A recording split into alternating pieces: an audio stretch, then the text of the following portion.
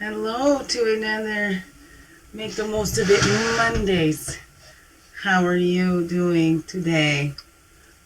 Yes, look, I put stuff on my little reading table here, and so I could fit my new eagle up here from my eagle sister. I was so excited. I am Eagle Clan. Welcome. It's me, Wingishni Bay, Majaki Quay, sweetgrass water medicine woman, friendly, freaky ass medicine woman, also known as Christianna Carr and Chris Carr Superstar. Yep, all this beautiful divine being right here. And welcome to you, beautiful divine beings right here as well. So, my new reading nook, I'm getting her set up. I've collected copper. Copper is great for water and cleansing the water. Put that up there. I have to get up my display going a little better. A wolf candle holder here. Whoops, and that just fell over. Got lots of little knick-knack. These things that mean something to me, right? Like, little special meaning to these little orange cones now.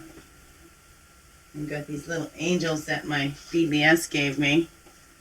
Alright, the little angel with the guitar. He's so cute. Alright, and then we had the little baby angel right here. His sweet dreams. He's so cute. Can you see that? Wow. I don't want to take you down. He's on this one. I love this one. This one's one of my favorites too. Right? This one's called Lucky Star. That was my Christmas present for my BBS last year. Aren't they beautiful? I put them all around one of my most spiritual places here in my room. Yes. Oh, shh, you're in my bedroom. Look at you. Oh my goodness. Look, I'm letting everybody in my bedroom. Well, this is my real reading nook in my bedroom. Needs to be all fixed up. I got lots of clothes and stuff to go through. Just got a wave over me. Haven't been feeling very well. I'm tired, but of course, yeah, right? It's that time of the month again. Hey. Yes, you too can catch on to my cycles as well. Pay attention to your own cycles, right? That's right. If we're watching somebody else's, who's taking care of ours, right? Who's noticing ours? Who's helping us with ours? Right? Inside job, so nobody can really do it for us.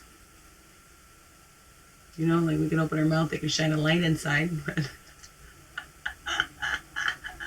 Right? How do these work? Let's see. No. That's good. Don't point it directly at your face. You blind yourself. Oh, no. See, that light's just a flickering. It's a tough one for me because as a kid, building up my confidence, my teeth was one of the things that helped me because I go to the dentist and the dentist would tell me I had textbook teeth. That's right, like perfect spacing, perfect overbite, all that, right? And then every dentist I went to, I was afraid of the dentist. And then I went to this other one, I even phoned to complain. He's not there no more. But it was the first dentist that said, well, perfect spacing would be no spacing at all, and then nothing would get stuck in between. And remember, he yelled at one of his, I'm in my chair.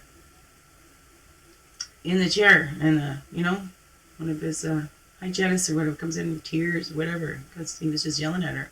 Not a nice man at all.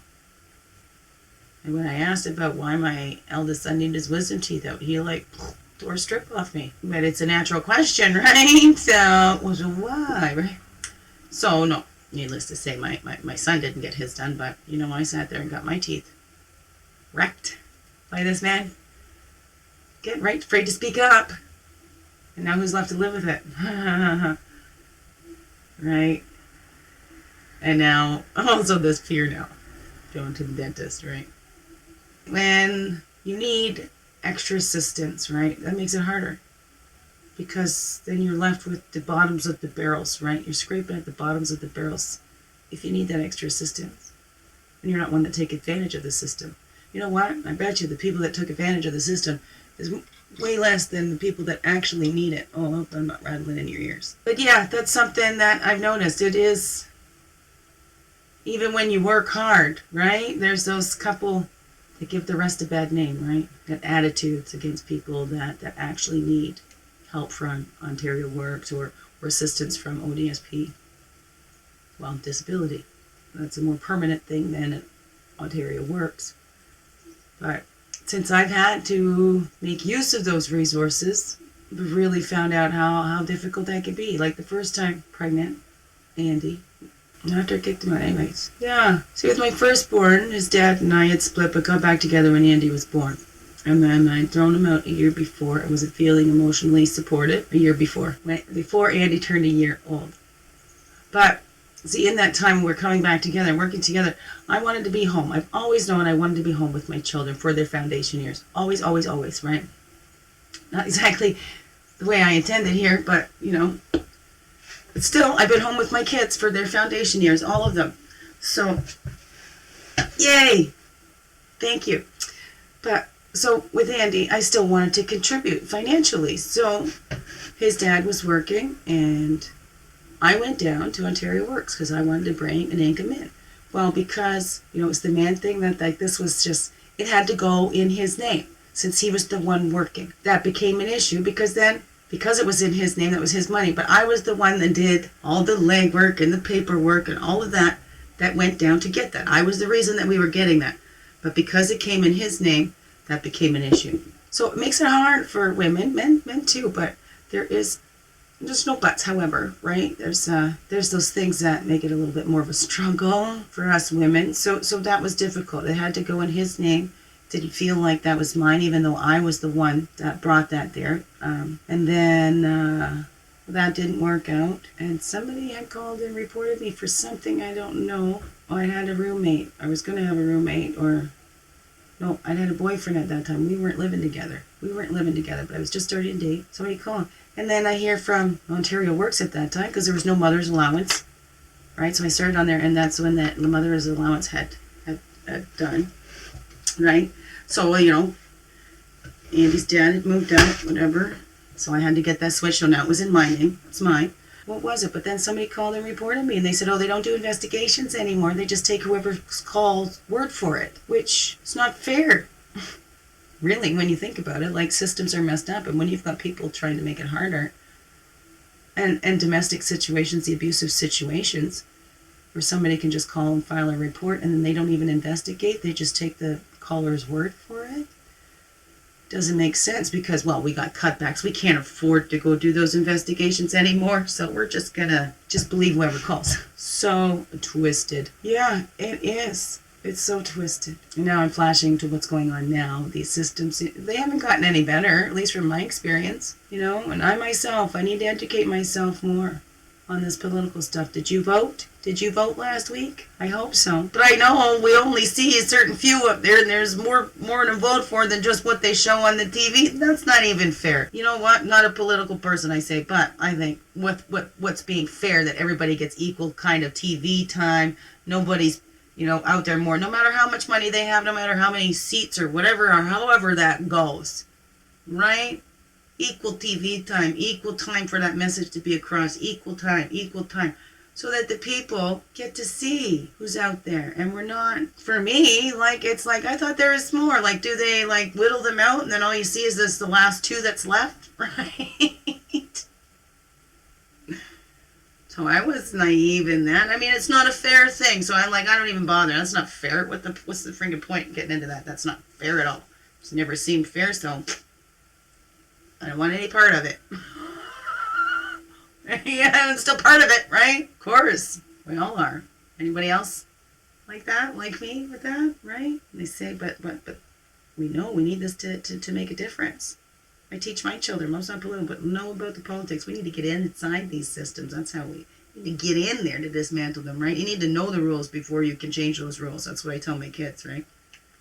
Don't go breaking the rules. You need to go, when you follow the rules, they say, like, look, okay, so I've been following this rule, and this don't make sense, this don't work. That's how you get on the inside.